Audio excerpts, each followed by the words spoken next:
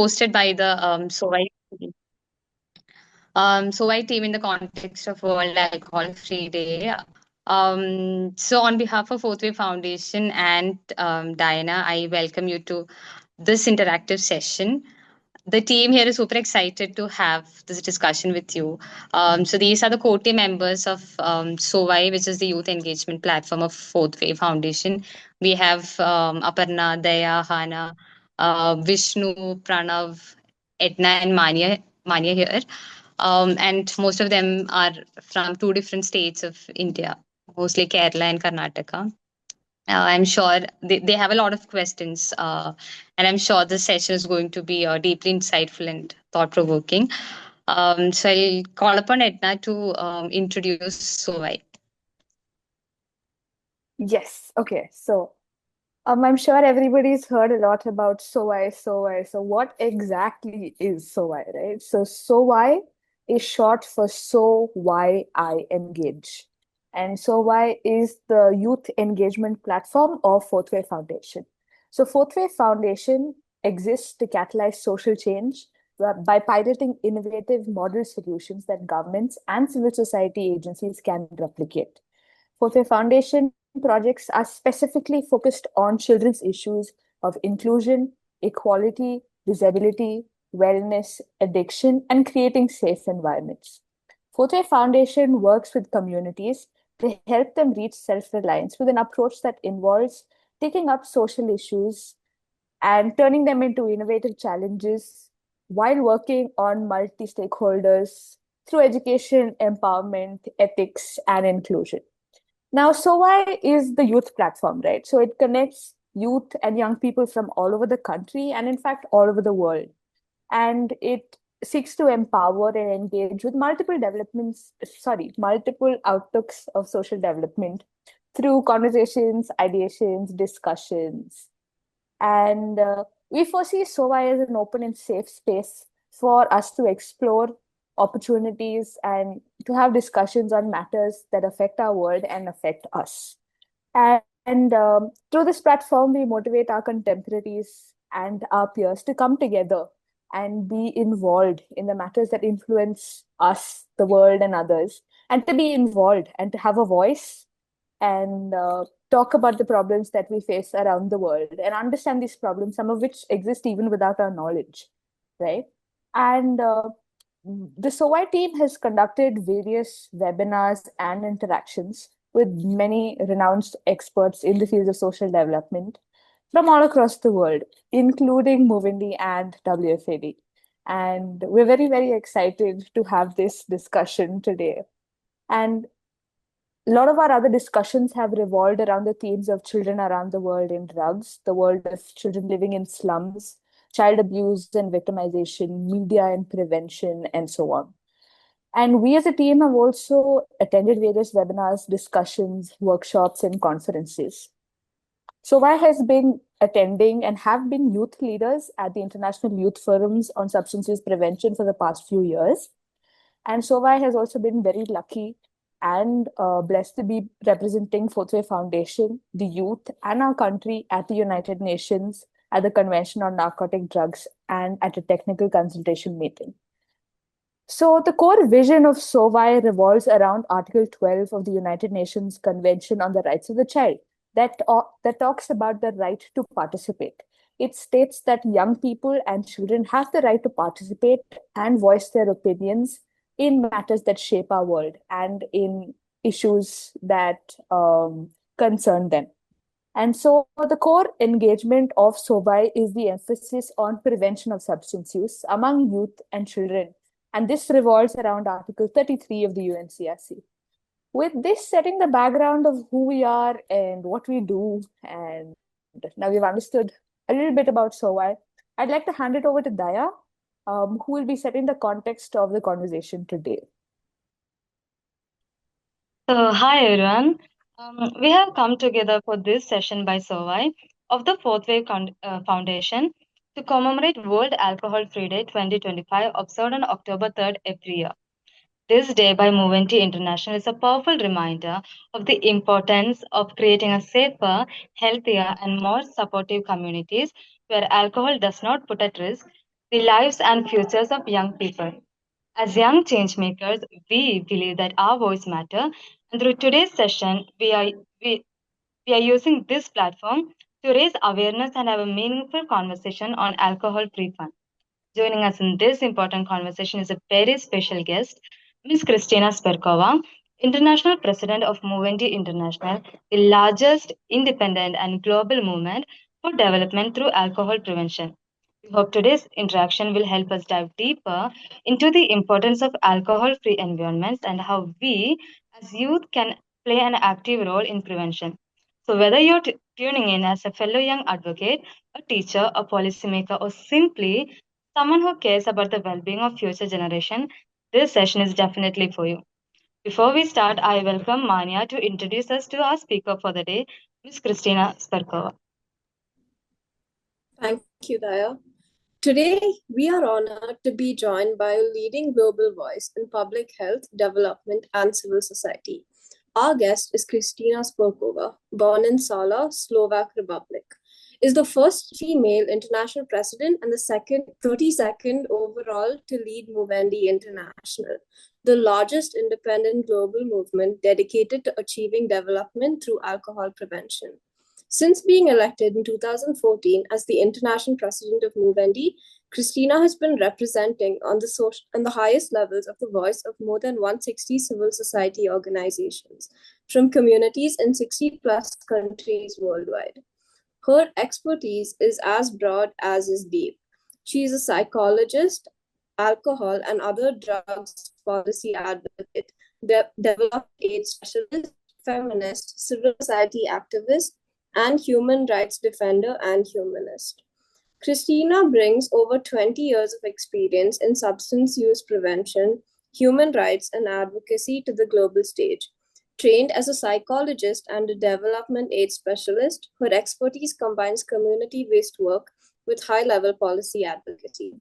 She is recognized for her focus on addressing alcohol as a critical obstacle to sustainable development, having published research linking alcohol policy measures to the achievement of the Sustainable Development Goals. Beyond her role at Movendi, Kristina serves as a member of the WHO Civil Society Working Group on the NCDs and mental health, and is a Planet Youth Ambassador since 2020. Her work is defined by a commitment to creating environments where everyone can lead healthier and freer lives. Team SOVI welcomes the heart-driven policy advocate and international president of Movendi International, Kristina Sperkova. Thank you so much. Amazing introduction, both of Movendi and of me and of yourself. So I'm really looking forward to this conversation. Thank you so much, Kristina. So happy to have you. We really wish to seize this opportunity to learn from someone like you who have made such an impact. And like Sneha had mentioned, we really have a bunch of questions and thoughts that we would like to discuss with you. So can we start? Absolutely. Let's go. Great. So I would like to start off asking you, why do you think alcohol or alcohol use is very much normalized? The main reason is the alcohol industry, definitely. The alcohol has been used from very early times to colonize countries. There have been first factories, for example, built on the African region, where factories that produced alcohol. So this the profit from alcohol, not only financial, but also just of keeping people under control, has been there around for a long time. And then the alcohol industry is really enhancing enhancing or really encouraging the consumption of their product.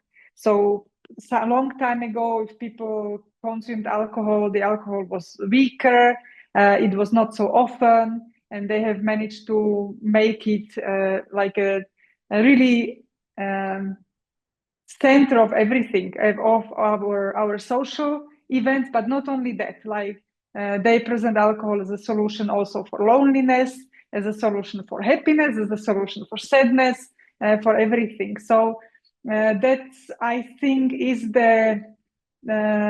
it's the main reason why it's normalized so much. And I would also maybe strengthen this argument with the fact that there are both people, there are civil society organizations, but also governments who want to do something about this. They want to create healthier environments for their people. And then alcohol industry is really in the way. They are interfering, they are threatening, they are using different methods to really keep the status of their product in the center of attention of people.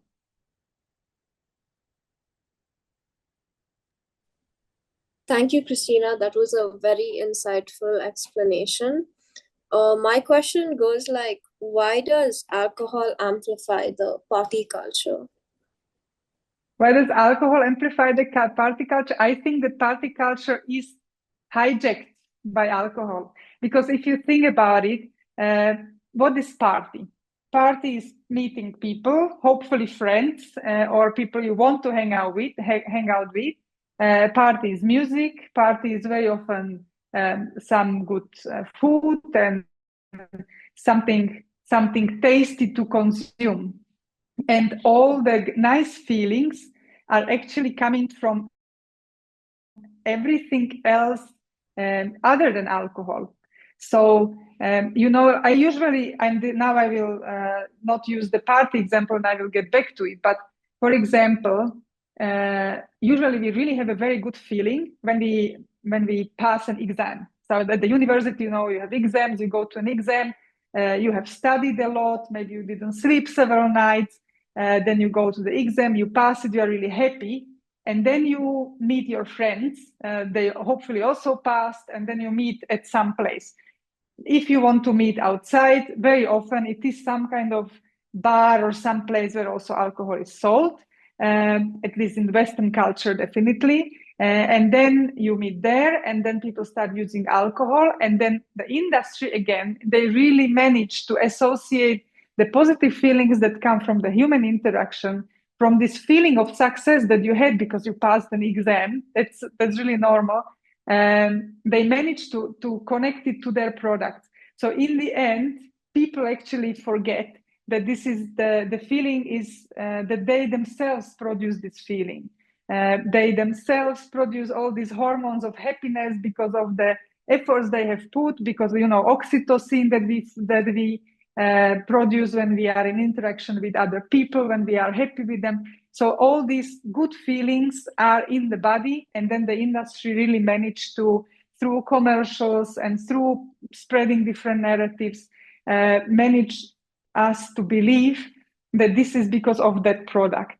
And really, very much in Western cultures, people don't even have the chance to realize that they can generate all these feelings on their own, because they are so early introduced into alcohol culture that they have no really celebrations without alcohol, parties without alcohol. So all these nice feelings that they feel, and they would feel them anyway, they assign to the effect of alcohol. So that's what I would say. Like, party is fine. Like, party is being happy with people. Party is to get relaxed. Party is to dance, to really maybe also like let loose some behaviors that you usually don't do. Like, for example, dancing. Yeah, that doesn't always look good, but you jump around and then you do things. And the alcohol is really just associated with it. Like, it's a post connection to that feeling. And unfortunately, we are living in the belief that this comes from the product, but it really doesn't.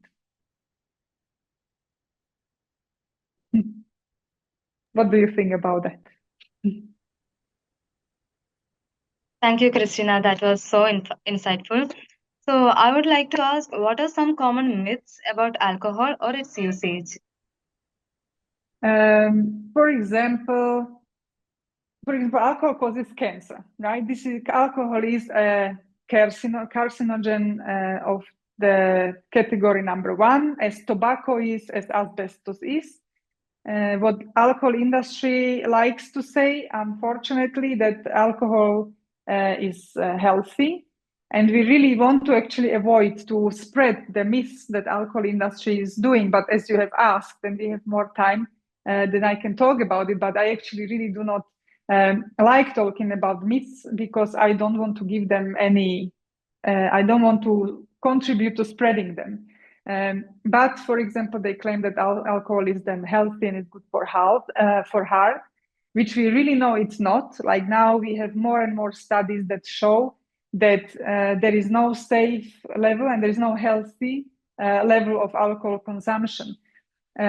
Even if there would be some benefit, and the benefit is for a very small part of population in a very specific age group, which is usually older groups, for a very specific thing, for like part of our health, the negative effects are much bigger. So it's not really worth any risk that you want to prevent some disease that you don't even know a name of it and you don't know that it exists, because all the brain health, heart health, cancer, we know that they are associated with alcohol use.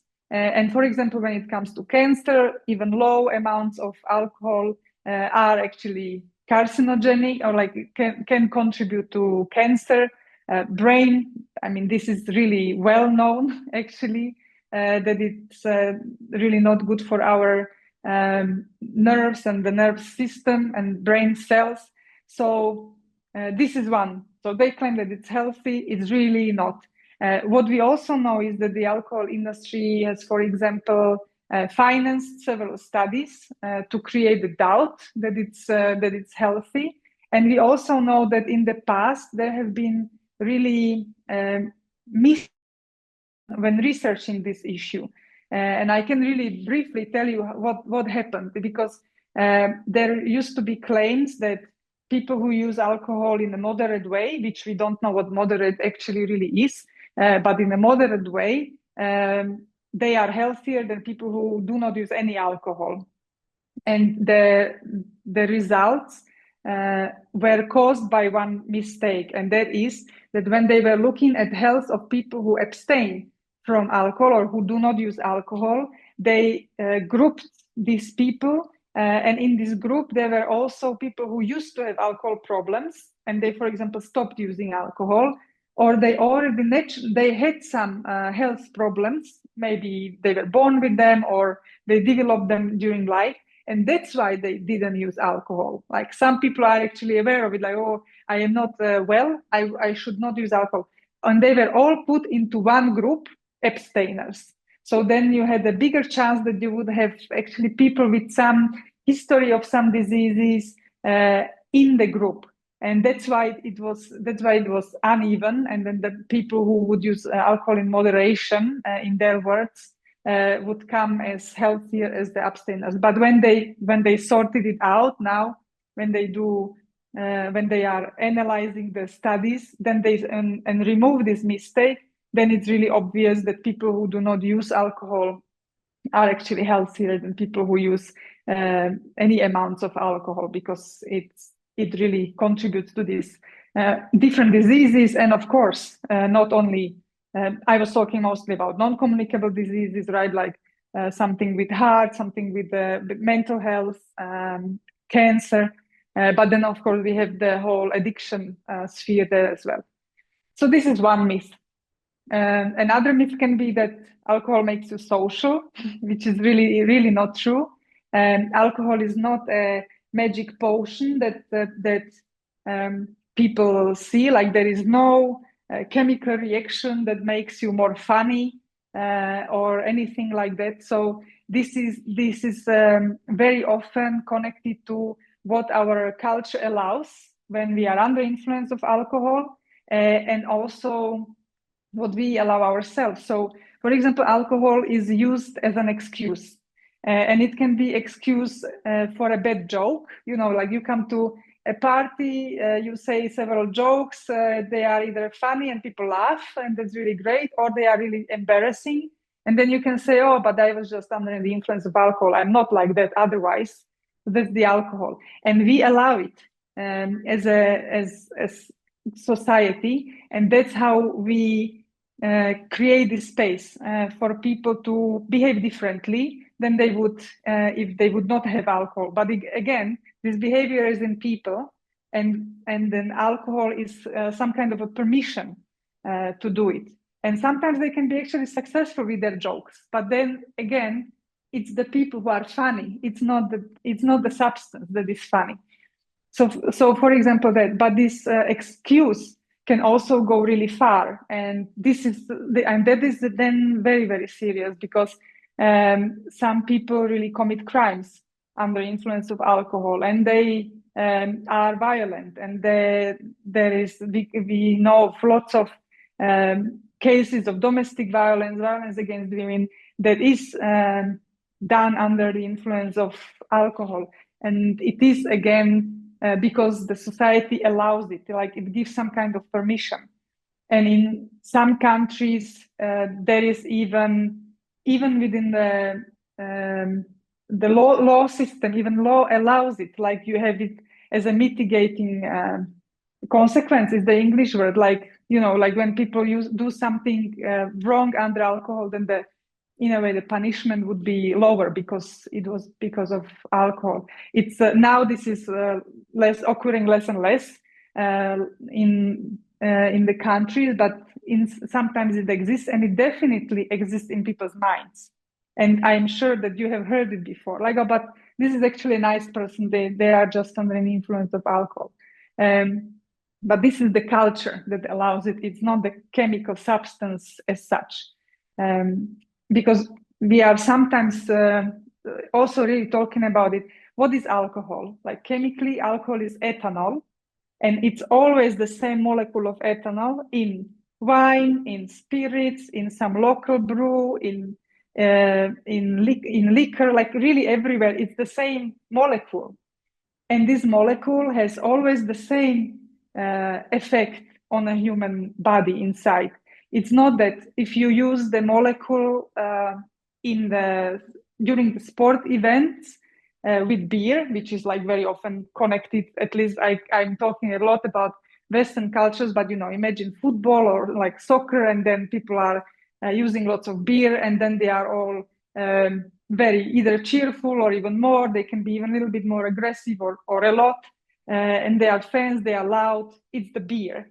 Then you use the same molecule in wine, for example, and you go to an exhibition in a gallery, and then all of a sudden you can behave, and then you are walking nicely, and everything is so sophisticated. But it's the same molecule, it's the same person. So this is really about what we connect with expectations from these different cultural events and environments where we are. So the alcohol is not making you more social or more successful in social interactions either. That's again what's in your mind and what you connect with that in your mind with that molecule of ethanol.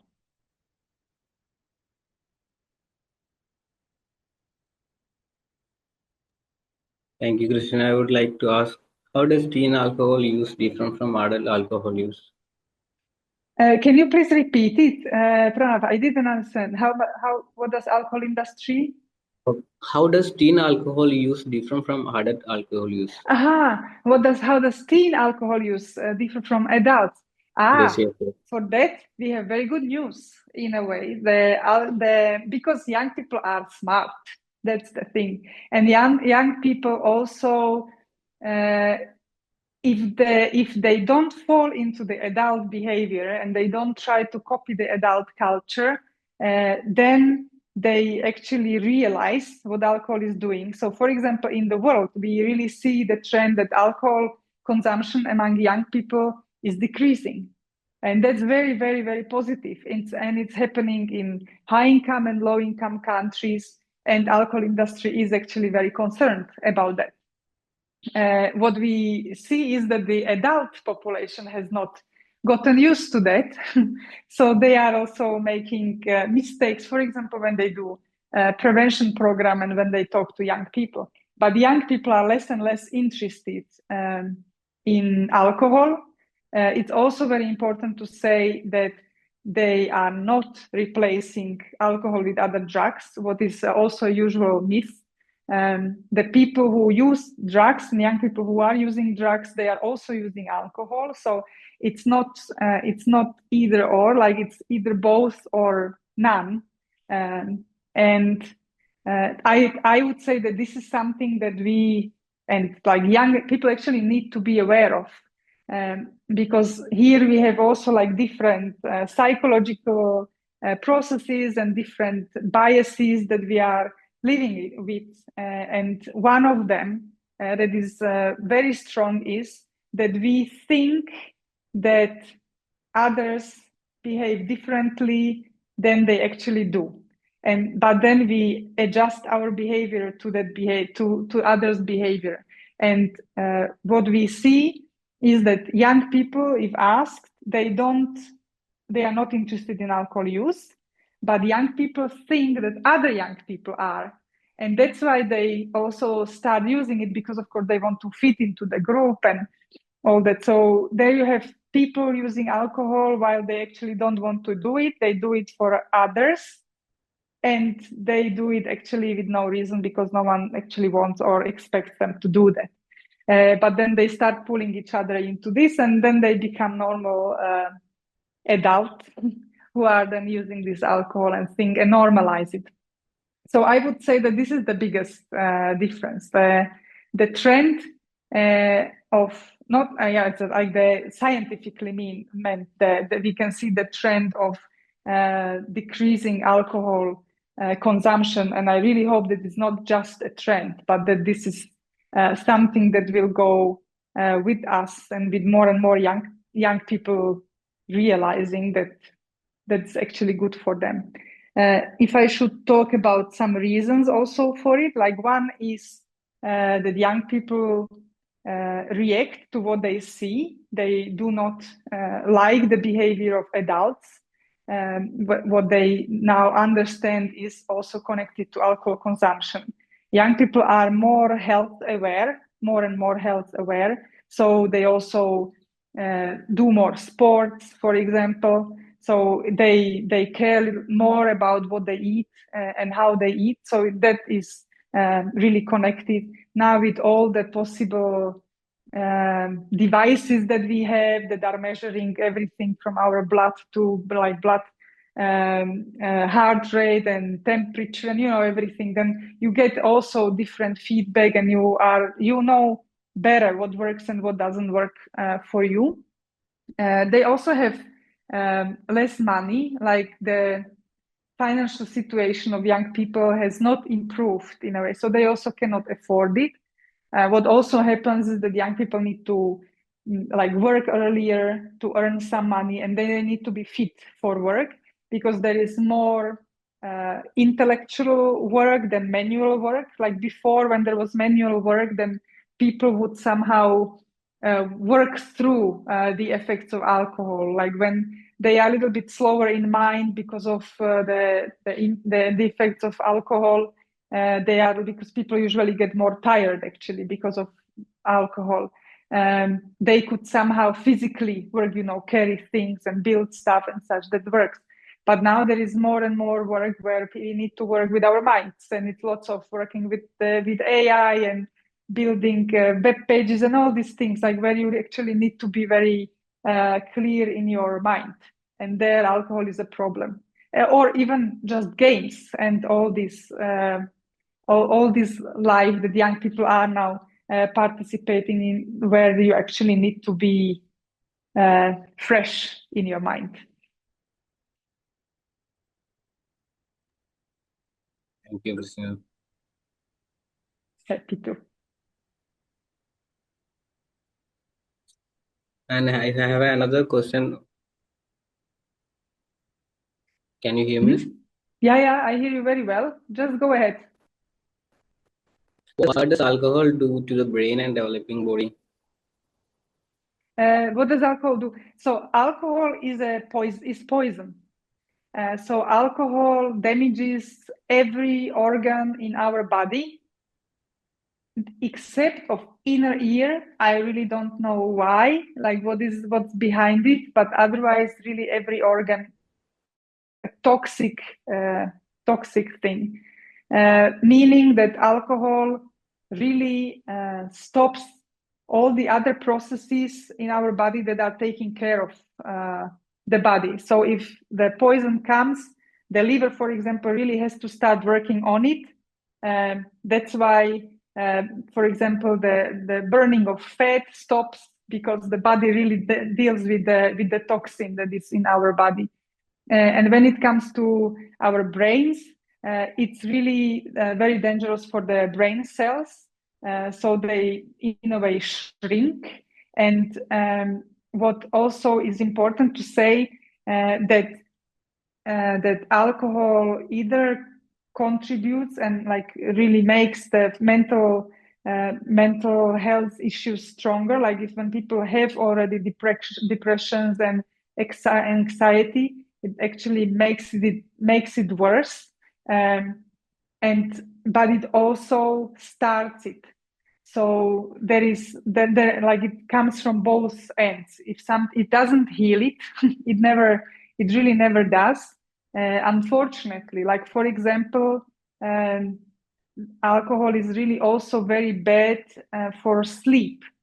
So when sometimes people use alcohol before going to bed, sometimes they use it to calm down somehow, but maybe they fall asleep, but the brain processes that are going on while we sleep, from REM and all the different wave levels that we have while we sleep, they do not really happen. So the sleep is not doesn't provide or doesn't ensure recovery, both of the body and the brain. So that is another problem. And then what I have said, that it either like starts or initiates or contributes to the start of the anxiety and depression, or it also makes it stronger when it already exists. For example, when it comes to suicides, again, that's like really a mental health, a huge problem, and alcohol is very often connected to that. Many suicides are actually committed under the influence of alcohol.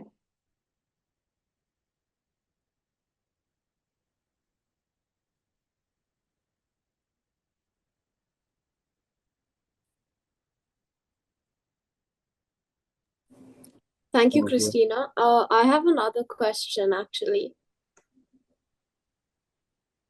Sure, I'm ready. What is the connection between alcohol and mental health, like in general? Mm-hmm. Yeah, so I have already talked about it a little bit.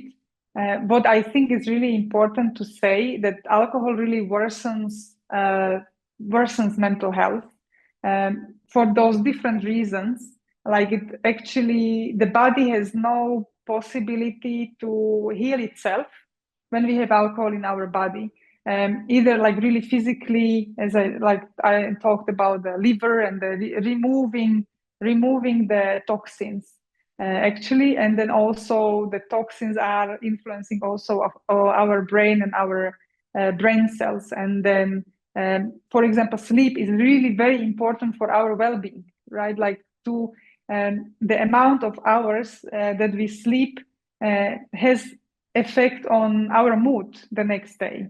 And if this sleep has very low quality, that alcohol really causes, then it worsens the mental health.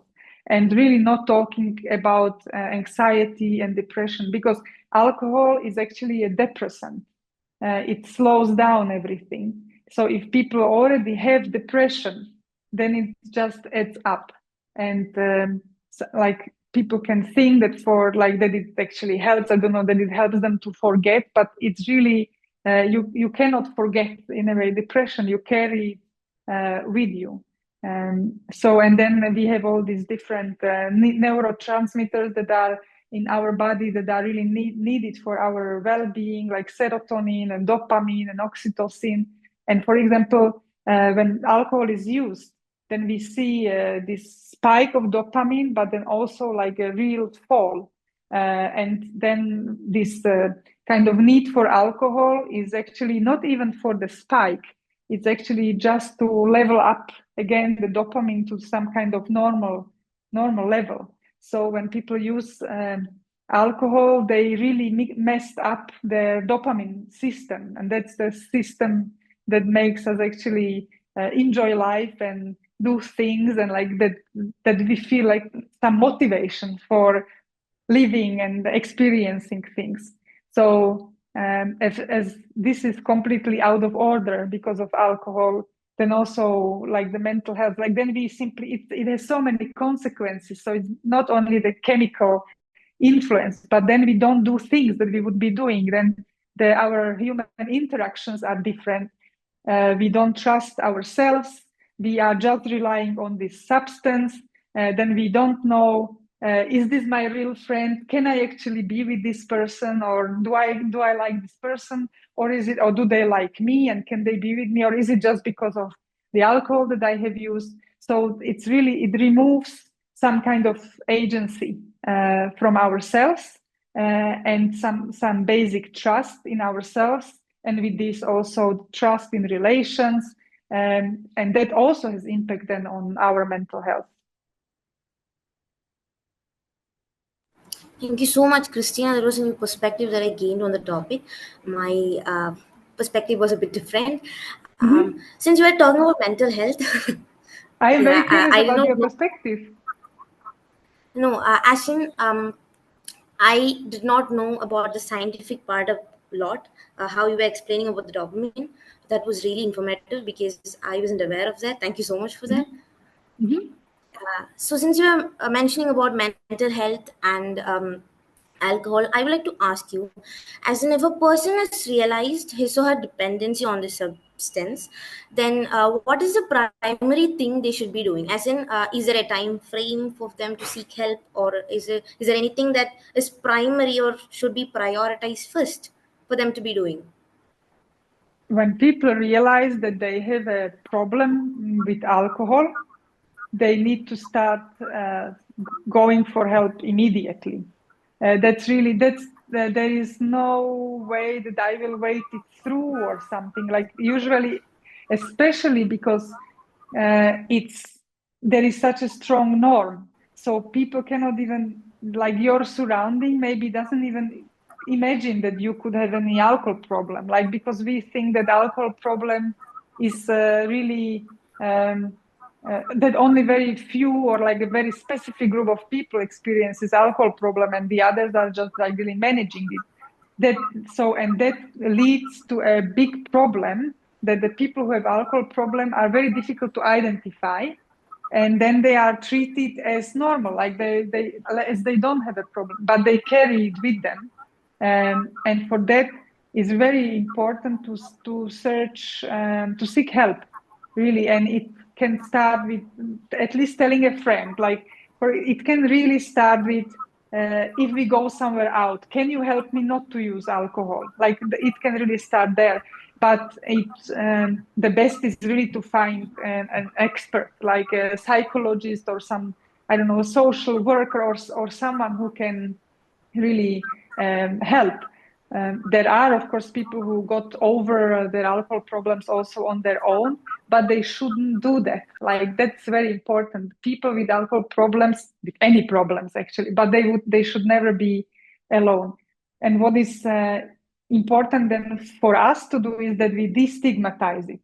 That because people do not search for help because they think that it's only them and that there's something really wrong with them, and that the environment will actually criticize them or will tell them that it's them to blame.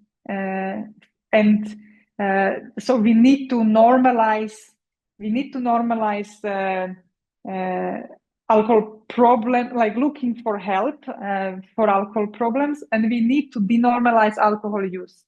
And it's like a circle in a way.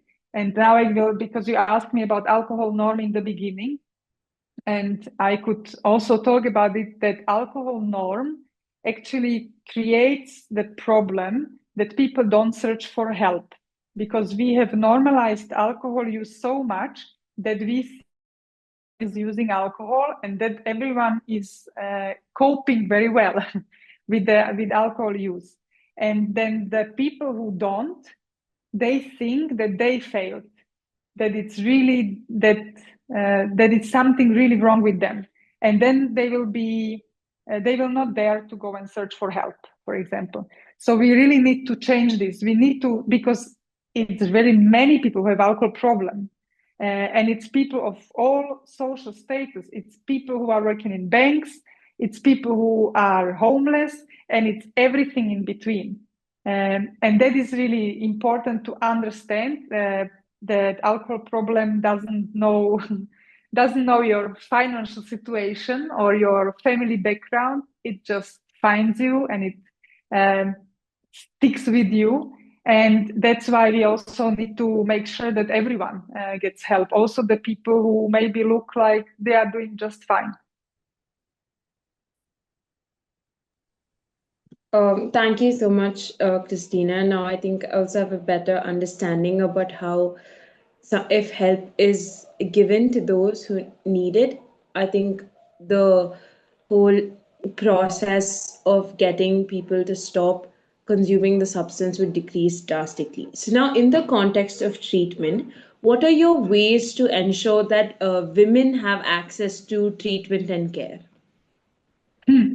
I think this is a very good question. If I just want to really say, to refer to what you have said, Hannah, and I think that's really great, that the more people treat their alcohol problems, there will be less alcohol problems, there will be less normalized alcohol use. So it really goes together. So I think really, it's really great that you have connected those things. So that's one thing. When it comes to women and that they treat the problems, I think first we need to also just recognize that also women use alcohol, and also women have alcohol problems. That is maybe a good start. Then there needs to be services that are also adjusted for women's needs. And there needs to be also support. Like, for example, as it is still very normal, the women usually care for kids, right? Sometimes a woman will not go to get help because she needs to be at home with their kid.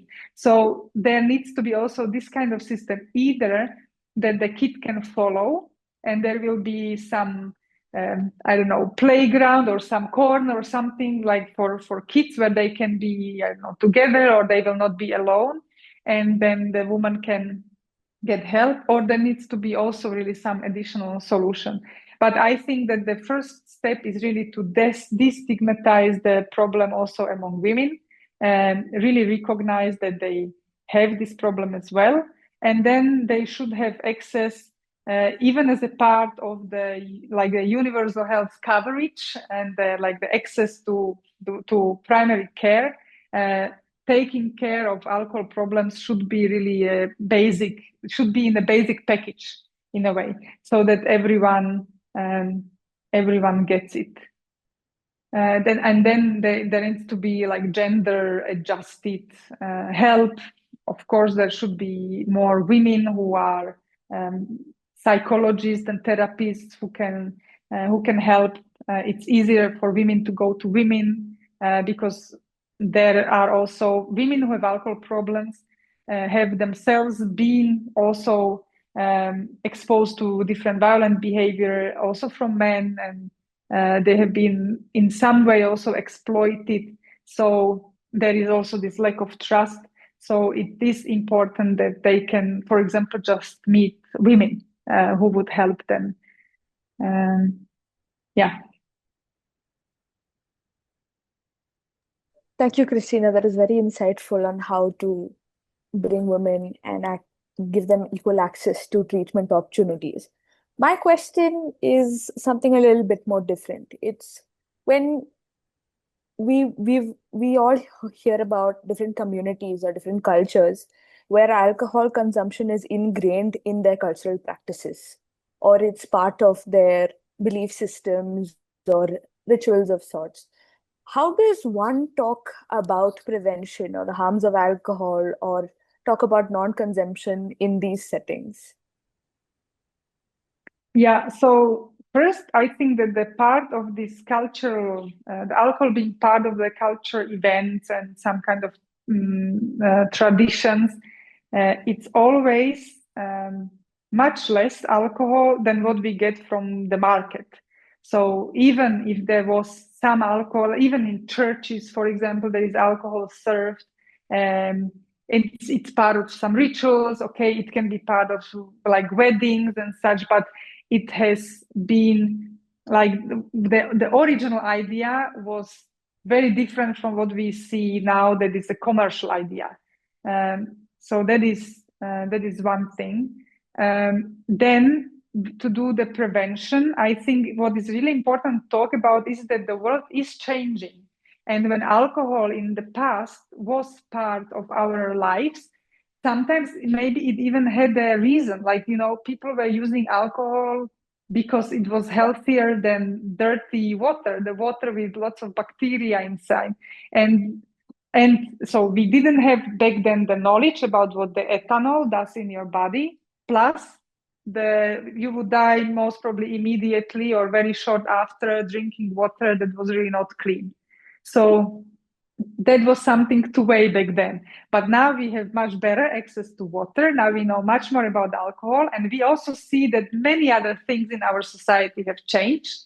For example, the industry has gotten much stronger. So we also need to understand the past and where the tradition comes from, but also accept that now we are living in a different world. And for example, in the past, we have built houses with, I don't know, some stones and sticks, and we would put some leaves on the top. And now we have learned how to build houses, and we are doing it differently. We are also treating many other diseases differently, like the medicine has advanced. We are not using some old approaches that apparently don't work, or like those approaches that don't work, we don't use in medicine. And I could go through all the other like different areas of life where we have moved. So that means that we also need to move from this cultural, like the residuals, I would say, that we have because of alcohol. And then when you do prevention, there are really also very ineffective ways of doing prevention.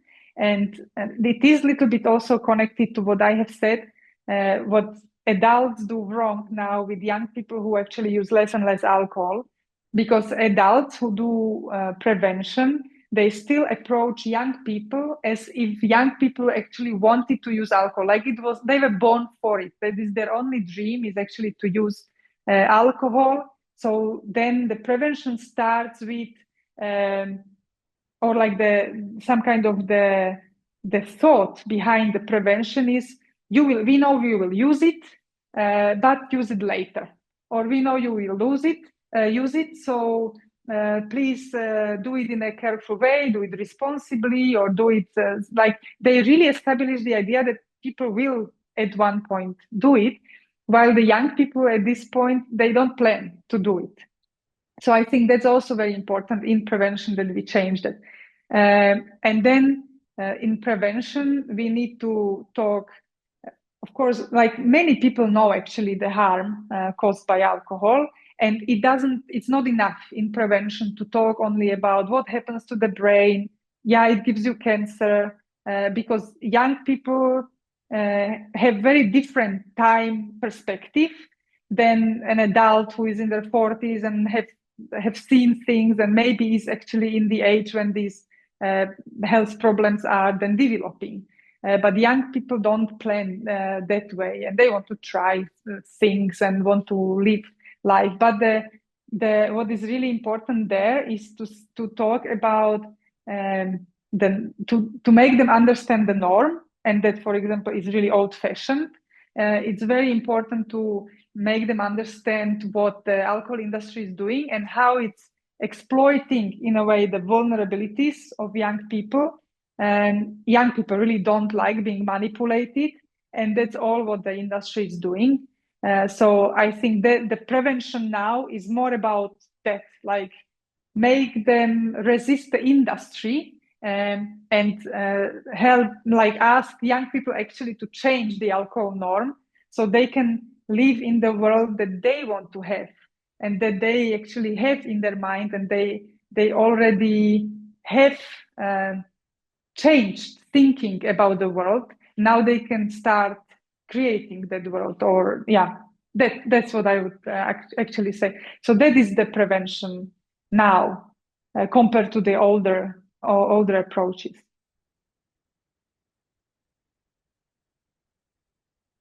Thank you, Kristina. That was informative.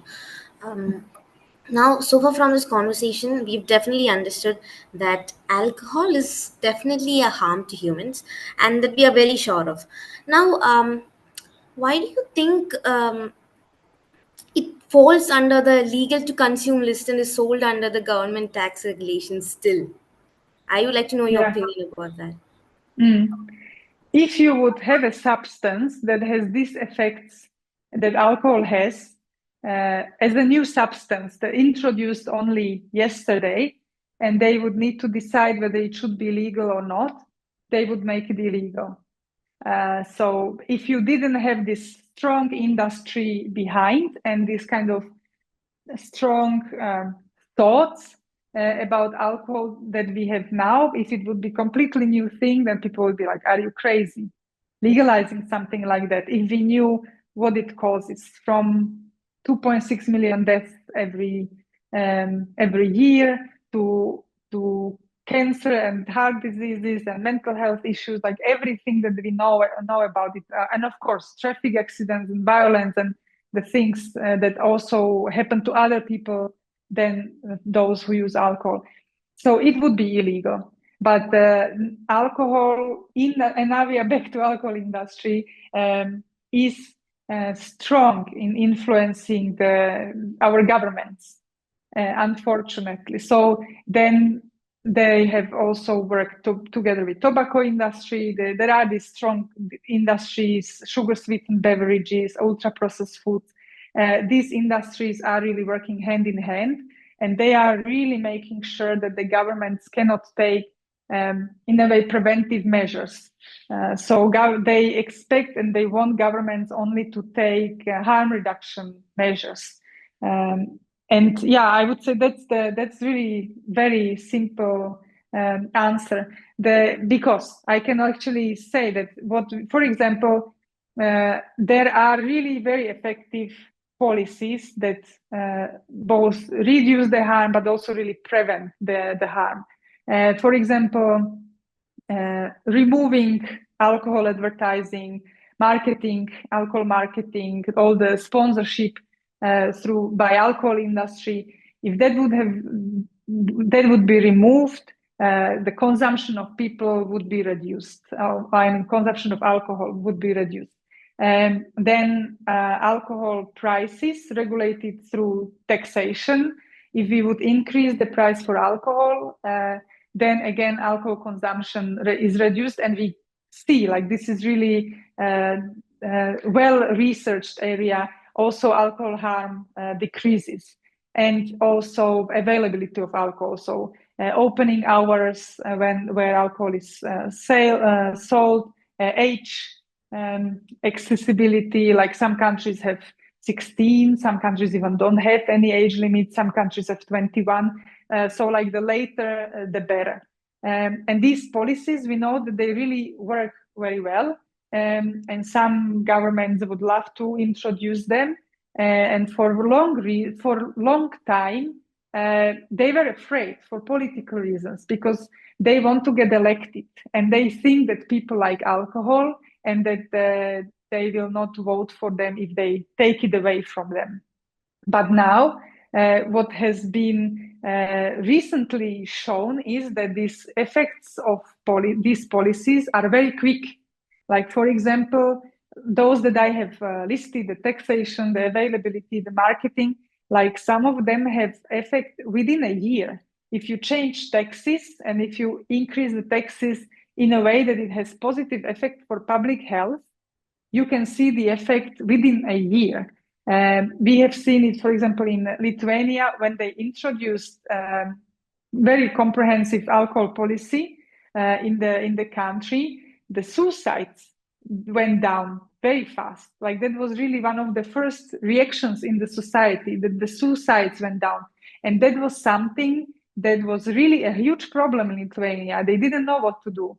They were solving it through other measures before and nothing worked.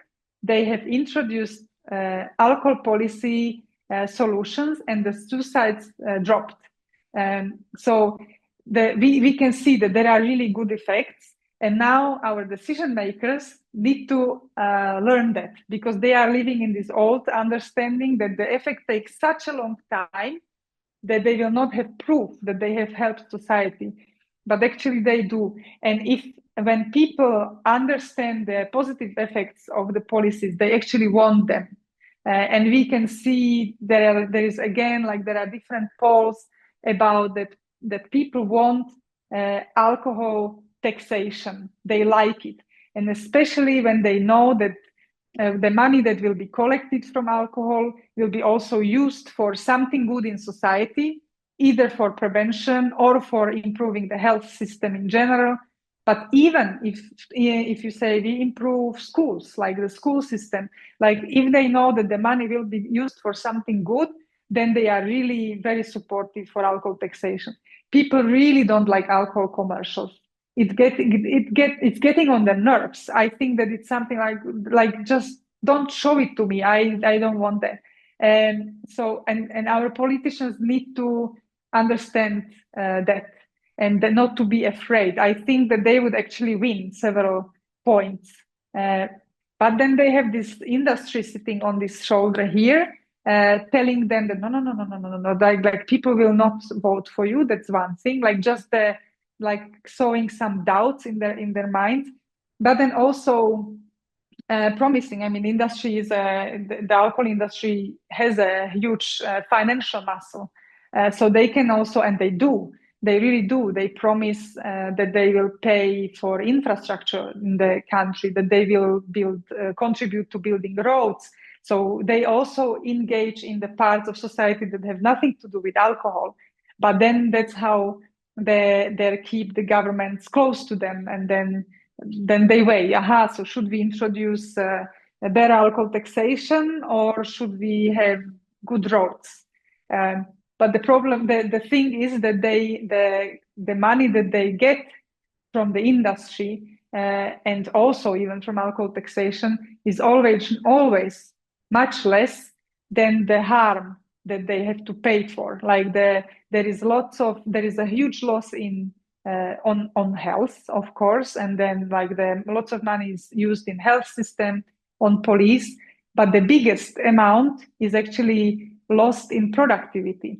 So if the country wants to have a productive nation, they should do something with alcohol policies to reduce alcohol consumption in the country. They will have money through the production, plus they will not use money they will not need to use money on health and police or like to solving all the crimes and injuries and traffic roads accidents. So they will also save some amount. So that's the thing that our governments need to understand. Thank you so much, Kristina. I think now once a lot of people are more aware, they can definitely help with the policy making process, right? With all of those discussions, because at the end of the day, policies are made for the people, right?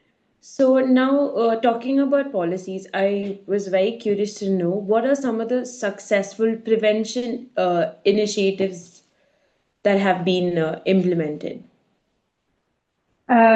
you asked about policies. The most successful preventive initiatives are actually policies. So this is the thing, like when we say prevention, of course, we can also think about different prevention programs that there are in schools and in communities. But the most successful are actually the policies. And it's both, they are most cost effective, and they are also, they cover the broadest population. And this is the difference. I come from youth movement. I have started also like when I was 14, 15, engaging in prevention. I was going to schools and held some lectures and played different games with young people. It's this usual some prevention programs that we were running. And this is what I have been then like doing really for some time. And then I went to a alcohol policy conference, and then someone said, like, they have shown a chart which has demonstrated that these kind of programs that I was really doing as well, that they are not effective. And then there is the taxation, and there is the marketing regulation, and then there is the availability, and they reduce the consumption. And I was, but how come? Like, I am going to these schools, I talk to these kids, I know that they don't use alcohol, but then when I count, like, okay, I am one, I meet, in the best case, I don't know, 90 kids, maybe, like, I come from a small country with small number of pupils or students in the class. So maybe per week I would meet 90, 120 people max. We would talk. I don't do it every day. I don't do it every week. That was on a voluntary basis. And then, like, I do this, even though they can be all in a way convinced and everything, and they can understand this, everything that I have said. And then they come out, and then they see huge commercials for alcohol. They watch TV with their parents. There are commercials coming from them or at them from the TV.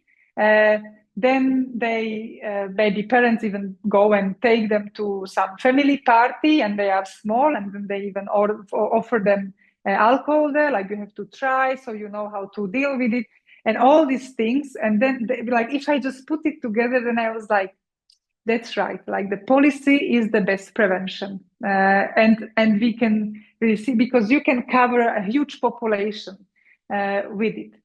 But I am not talking against prevention programs as such. I think those are very important.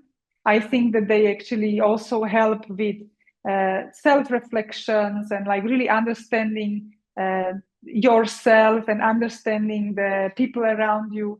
So I think that that's what the prevention programs are actually helping with. Like, they help with some kind of personal growth, with the development of some basic social behaviors that we need, gaining confidence in what we are doing. And for those, there are different programs. But, like, one of the important things is that I will not name now, like, one concrete prevention program, but what the successful prevention programs have in common, okay? And those are that it's not coming one expert from outside talking to, for example, kids in school and then leave.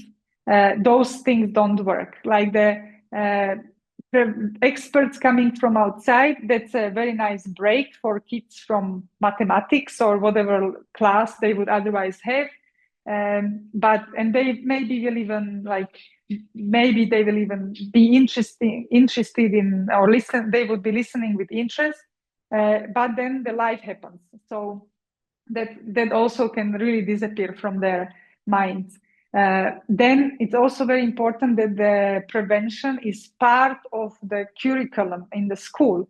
So it should be the math teacher and history teacher and physical training teacher, and everyone is actually engaged in prevention. And it can, we talked about ethanol, like alcohol being an ethanol. So in chemistry, you can actually talk about it. and you can talk about the effects of the molecule.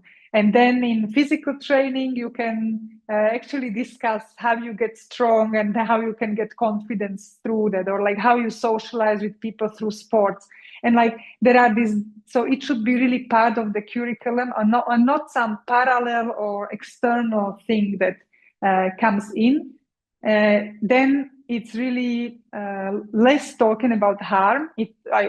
People need to learn also about what it does, but what the old prevention programs, they talked about harm in a way that they actually make it even more interesting for young people. You know, like when people come and show that cocaine does this and it looks like this, and if you use it, then you have first this experience, and then also something bad happens to you. So like that only like causes some kind of curiosity, but it doesn't stick. The harm doesn't stick in the brains of people and doesn't really change the behavior. So it's really it's good to mention it, but it's more important to talk about and empower than people to understand. Again, now I'm coming to it, but understand the alcohol norm. What are we surrounded with? Where it comes from? Is it old? Is it something new? Is it beneficial, this alcohol norm? Is it actually good for me or not? So really critically think about what is happening around us because of the alcohol norm, and also then understand the alcohol industry and how they manipulate and how they exploit, with the only reason, and that's their profits. And the profits really go to few, mostly white people who benefit from it, and no one else. So that would be those are the effective prevention methods that actually work with this kind of thoughts and concepts. Yeah, like you said, prevention programs as well as policies are successful prevention initiatives. So in Kerala, in the context of Project Venda, we work with children and young adults in substance use prevention, and Project Venda implements scientific evidence-based initiatives. We have school-focused initiatives and then community-focused initiatives. And the community-focused initiative, which is called the Safe Village, and SAFE in our context stands for Substance Abuse-Free Environments. So the Safe Village program, where we sensitize every section of the community, which involves the community members, the teachers and parents of the schools in that particular village, building safe play areas and safe trainings, forming anti-drug committees. So that is our Safe Village program, and we've been implementing this in the communities, in vulnerable communities in Kerala, in the panchayat levels. And panchayat is the local, the smallest unit of administration. And our Safe Village program has been recognized by the government, and so that has come up to the policy level. And like how you mentioned, a program coming to the policy level means it's the work is seen, and it's also easier to implement and to reach large number of people. And like how you rightly said, prevention programs are also instrumental in individual well-being. So we have something called the alternative pursuits, which is using sports and arts to engage children, to give them an alternative high. And every year we conduct something called the Venda Cup, which is annual football tournament, with the idea of giving children spreading the message of substance use prevention, and also building their aspirations. And we have students coming from high risk and vulnerable communities who are very much exposed to alcohol and other drugs. And these kids might not have an opportunity to even play in a full football gear, or many of them who are coming will be, very first time even kicking a ball. So this time the Venda Cup is ongoing. We have 1,220 students participating in the Vanda Cup. That is 122 teams from 10 districts of Kerala, and it's huge. So in 2017, when we started, we only had 4 boys teams. It was very difficult to find even a girls team in the district of Kochi, where we initially started our work.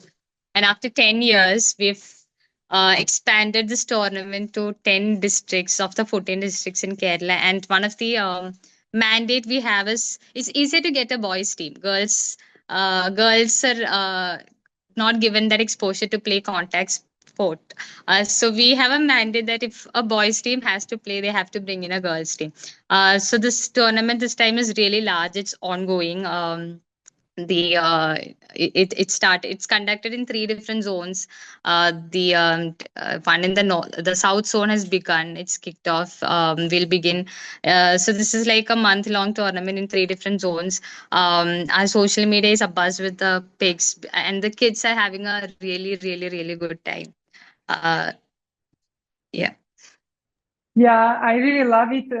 This is just amazing. What you have now mentioned now, that's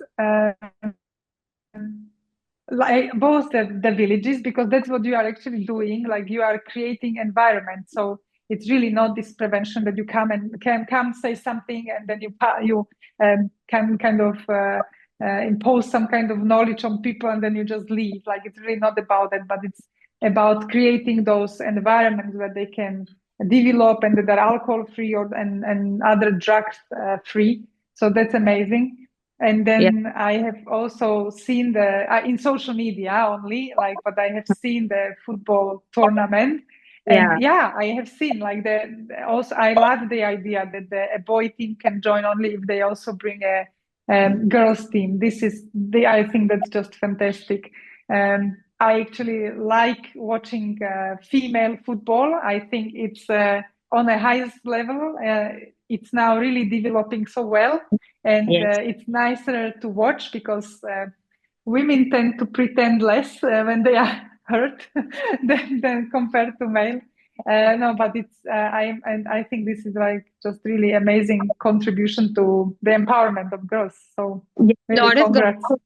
A lot of girls and even boys, but a lot of girls who have played through Vanda Cup, who've played football through Vanda Cup for the very first time, who've kicked the football because they were part of Vanda Cup. Took that up as a passion and they've joined.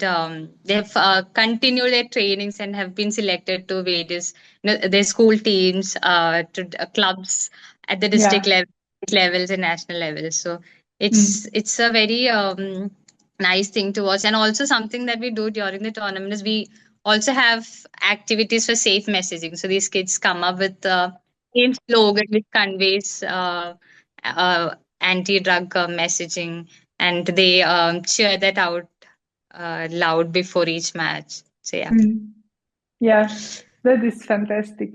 That is fantastic, and that's also one of the, when we talked about what works in prevention and what doesn't.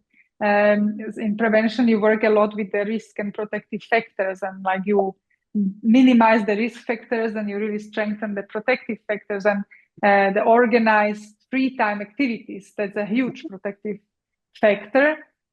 So that they actually then continue with sports and that they engage there. I think it's really very positive. Then it's really important that the coaches and the youth leaders, that they are also aware, because I come from a country where organized sport activities actually contributed to alcohol use, because the coaches were really not aware. So, celebrating victories with alcohol, that was very normal. But I think now the modern coaches and the new generation of youth leaders, they are much more aware of this kind of dangerous things. So they know how this prevention works. So that's really cool.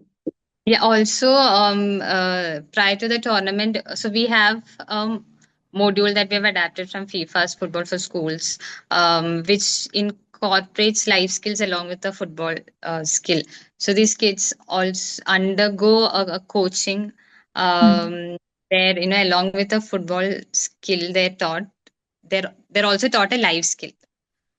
So we we have adapted the football for schools module by FIFA, and we have our own version called Beyond Sports. So this tournament is a space for them to experience professional sporting, but then they also undergo life skills based football coaching. Oh, fantastic. That sounds great. Congrats.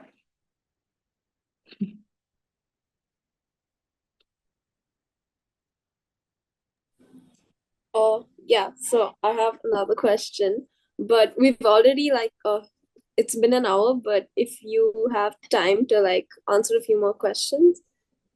Sure, okay. No problem. Okay. So, as someone who's coming of age and around me, I'm starting to see the impact alcohol has on the people around me. So I've been thinking a lot about your views on it, and I want to know about if there was a moment in your life where, or in your teenagers, where you began to speak out on your views on alcohol. Yes, I have done it actually very early, because this is the thing, alcohol has never been really interesting for me as a substance to use.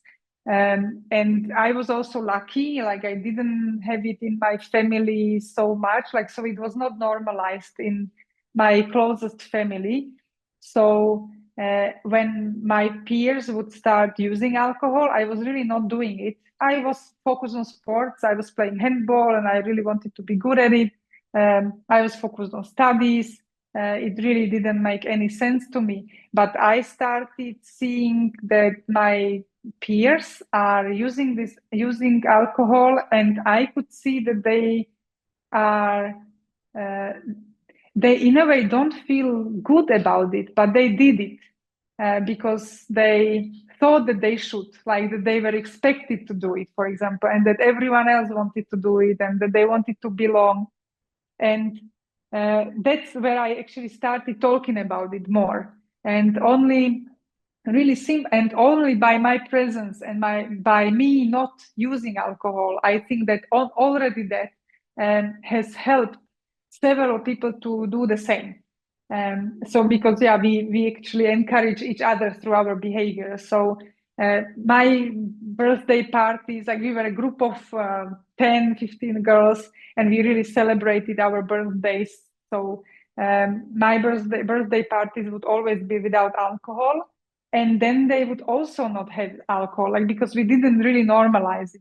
And then I could see then, okay, we also got older, and then we didn't always celebrate together. But then when they entered other spaces, that they for example started having more some alcohol at their celebration.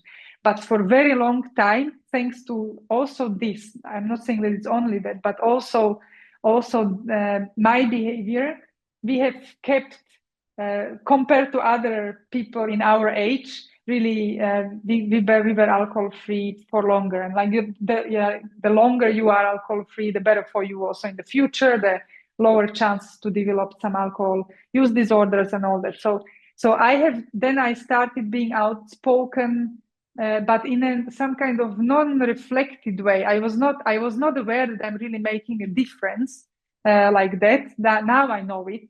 But I was more thinking about it, I felt that they actually felt uncomfortable with using it. So I was just I talked about that. But then I came to the international or the European Youth Organization, where people, and that was Movendi's youth umbrella, European umbrella, where people actually they talked about alcohol in a reflected way.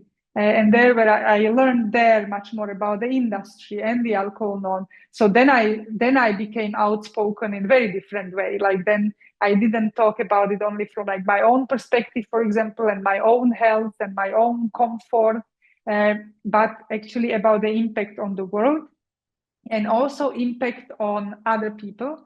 In those ages, when I was then I was 18 and 19 and someone there, I learned that creating alcohol-free environments is also a huge act of solidarity, because we have really very many people around us who have alcohol problems that we really don't know that they have them, or people who have experienced lots of harm because of, for example, their parents' alcohol problems. So they were growing up in households where alcohol was really in focus. Alcohol was leading to lots of violence, lots of arguments at home. And they actually didn't feel comfortable with seeing that substance around and consuming that substance around. But that is even a bigger, it's more stigmatized than their own alcohol use. So they would not tell, but I actually feel very uncomfortable when you see it, or when I can smell it, for example, because they had it at home, maybe broken bottles, spilled out alcohol, all that. It really sits in this emotional part, the limbic system of the brain. And that's when I understood that, then it was even more important for me to start really creating these alcohol-free environments around me. And whether it was the parties or the meetings that I have organized, or, what was in my power. If I was then later and I could organize an event, I don't know, a reunion or something for my classmates, then I would try to influence it in a way that there would be less alcohol, or that there would be at least lots of alcohol-free available, so people don't feel pressed into it. And I would always try to be one of the first who order alcohol-free, so they can see that, this is also possible in this group. Or in a small environment within some smaller gathering with friends and all that. We all have our possibilities. And that's where I use them. And then, of course, I had the privilege really to engage and work with this then from my youth age until now, with policy and influence of actually what governments do about alcohol policy. So then I continued being outspoken on different levels. I can only add, I was, because I wrote a report about alcohol harm in women, and then I was invited to Norway to talk about it, and I did. And there was also a big part in this report. There is a big part of how alcohol industry now targets young women, especially in countries where alcohol use is not normalized among young women, because that's their new market. The male in many countries have already reached their potential, if we should call it like that, in alcohol consumption. So now the industry needs to get money from somewhere else, and that's women. So then I talked about that and how they target women. And then there was one woman who came to me afterwards, and then she said that she has been sober for many years, but she has never felt so proud about being sober as she did after this presentation, because until now she was just thinking, but I'm sober because I don't like it and I do it just for myself. But now she has seen it as a resistance to this huge industry, multinational industry that really wants to use you to earn their money, earn your money. And then she felt then she felt really strong about it. And that would be fantastic if the women of your age also feel that this is not about saying resisting, apologizing for not doing this, but this is something. This is very natural. Most of our lives we actually live alcohol free, all of us, and then. So this is natural, this is good, it's really beneficial when it comes to your own health, your own sleep, your own wallet, actually, even. But then also the society, the closest and the broader society around you. And that you also do not let some industry play around with you. I think, that's strong.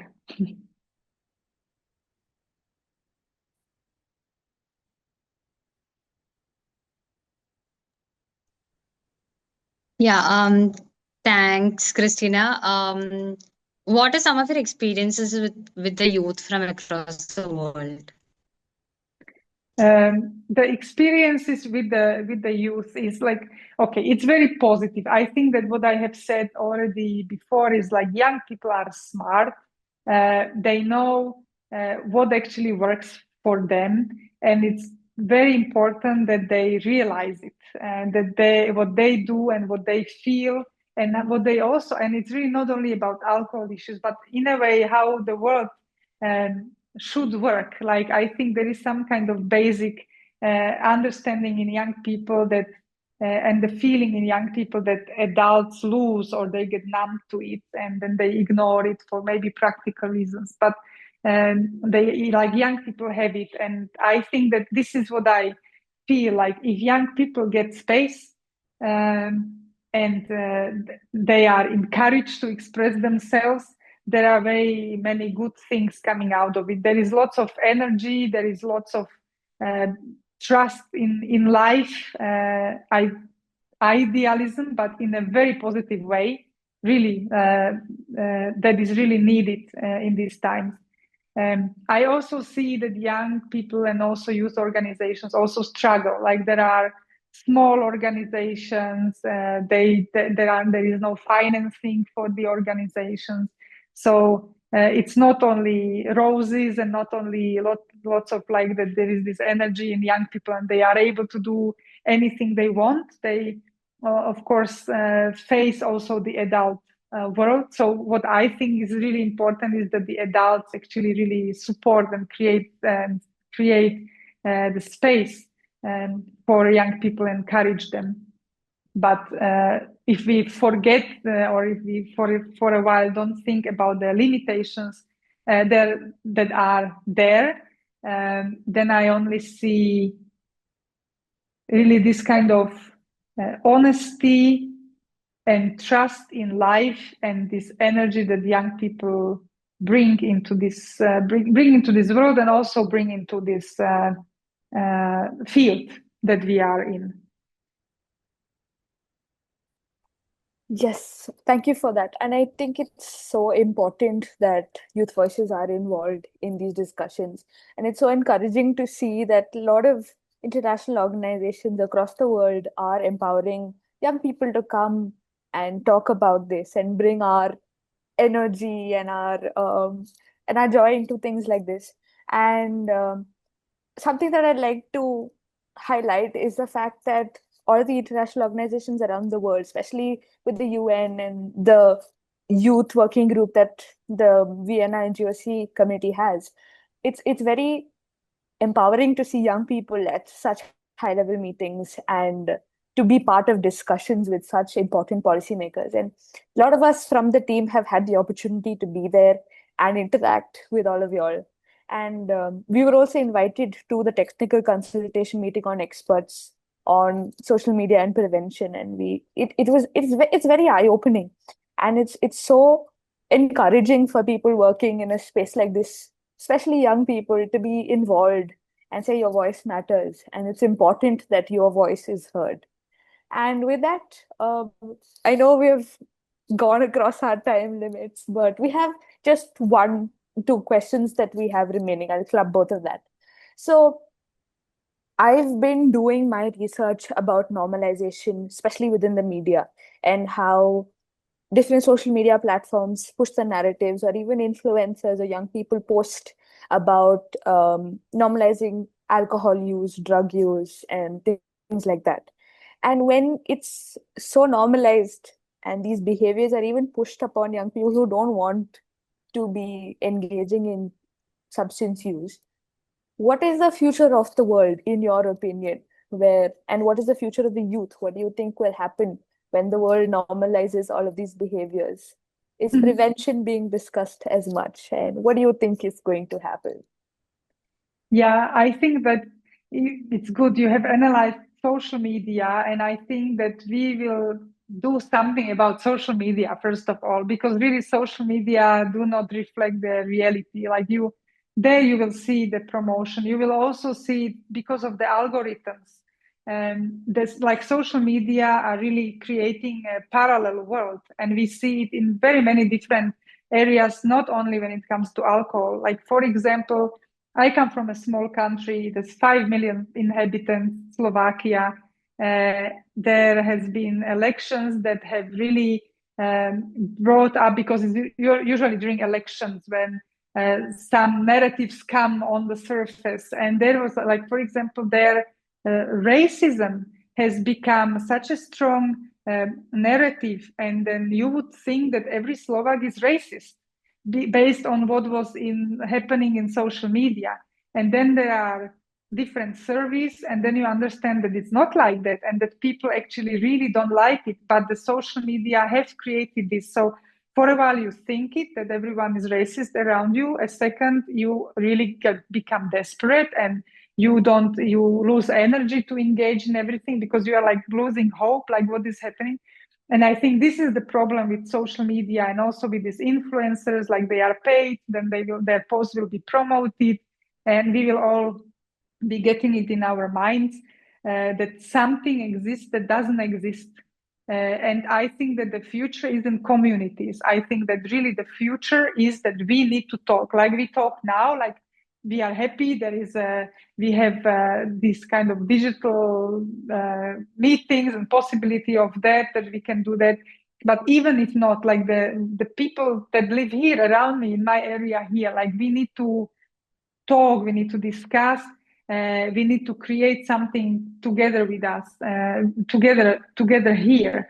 And through that, we will somehow be also resistant to what's happening in social media, and also hopefully change the social media, even the policy of it, because it's not okay that few people really now, we could count them on our fingers, own all these channels, and really can decide what kind of information we are getting and what not, and what kind of worlds we are building in our minds that also leads to certain behavior. Like that will really need to change. And I think that while we still can see the difference, we really have to work also with that. And that's at the moment what we are doing, and that's why we also had World Alcohol Free Day.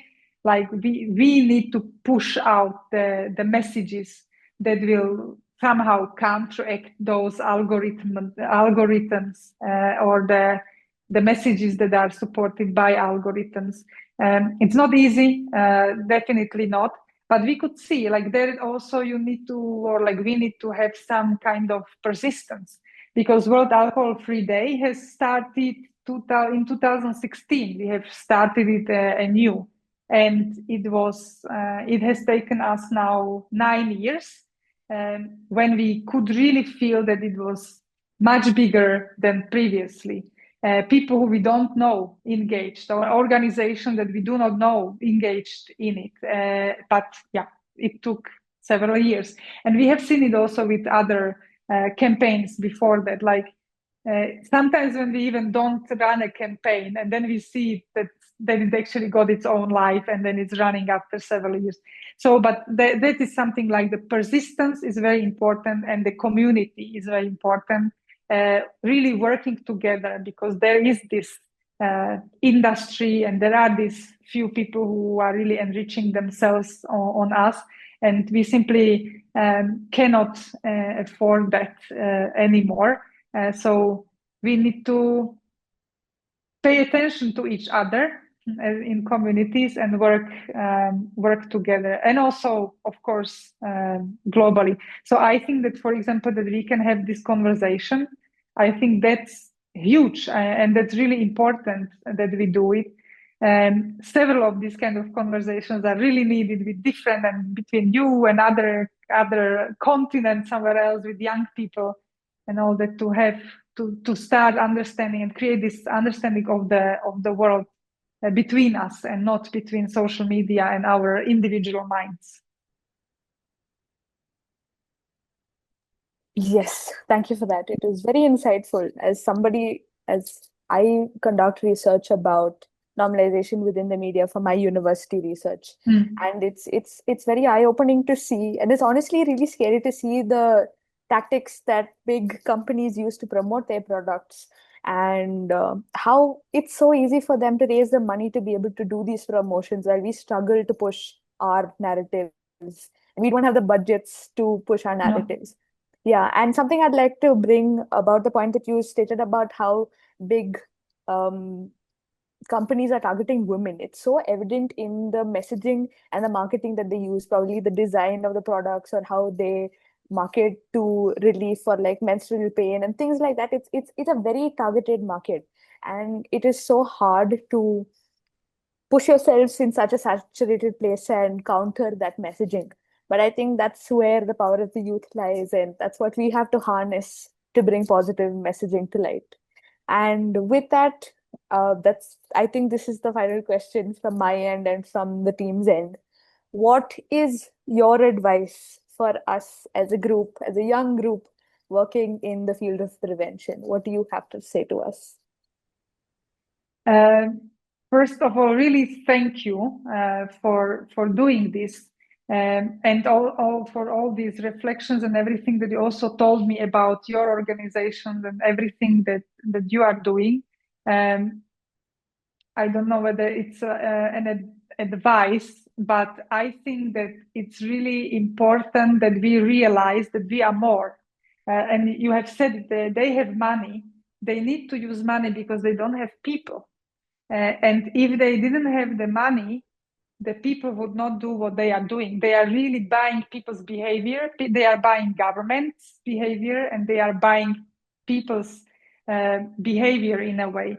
And we don't have that money, but we have people. And considering how much money they are investing into convincing us about, for example, alcohol use, then in this case, many people are still not using it, and many people are thinking that it's not really good. Many people are realizing it after they have used it, that doesn't really serve them anything. Young people are realizing that they are not interested in that.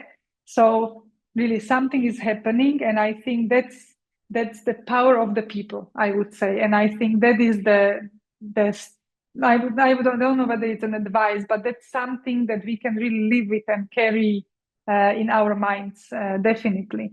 Then really that's more like an encouragement. I think it's amazing that you have done the research also for the university, and that you are interested in these issues, and that you get your findings out in whatever ways, not only on the scientific level into a science journal, but that it actually really reaches the communities and that can do something, and that we also do the counteraction, if we should call it like that, when it comes to the industry. And I think that is something that can mobilize young people, especially, like it can bring young people together to have some really thought through campaigns that expose the industry's behavior, expose the alcohol norm, but also offer solutions. I think that is really important, that we just don't mobilize a group of angry people and they don't do anything with the anger or with the energy that you have there, but that there is also there are ways to address it then, and then what to do. Yeah, and I think that every person counts in a way that we can involve, and everyone has space in doing this work. Someone can be very outspoken, someone would maybe just love to do things, someone is just a supporter, but even that is really important. So most probably these three things I would leave you with. Thank you so much. It's again very encouraging to hear these things coming from somebody amazing like you, and it's so insightful to hear your points on the discussion and what you believe and how we can also learn from you. And I'd like to add about you talking about a lot of youngsters who do not use substances. Something that we always talk about is the silent majority of youngsters who do not use substances but often do not speak up because of the peer pressure around them, and how it's important to harness the voices of the silent majority. So yeah, with that, I'd like to say a very big thank you from our end. And I think, is Sneha here? Yeah. Thank you so much. It was really a pleasure talking to you. I really apologize for the 20-minute delay. I am really happy that we have stayed longer and that we could talk. Whenever you want to chat, I am really here. So let's do that, whether it's recorded or not, just to interact. That's great. And all the best, really, for your work. And even most probably good night or have a nice evening.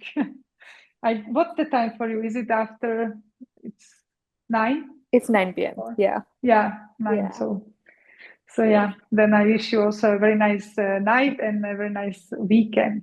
Yes. We wish you a very good rest of the day. And thank you so much once again. Yeah, Thank you so Sneha much. has something to say. The team would also like to put in their words of thanks as well. Yeah.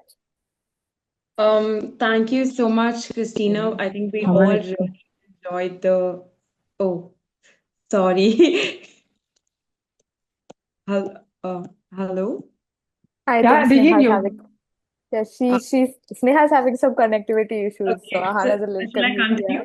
Yeah, Hana, you can go Okay. ahead. Yes. Thank you so much, Kristina, for taking time out of your, I'm pretty sure, very busy schedule. And we all definitely loved this interactive session. And it was definitely very thought-provoking. Thank you so much once again. I think we definitely can learn and come up with different ways to help give back and help in the prevention sector.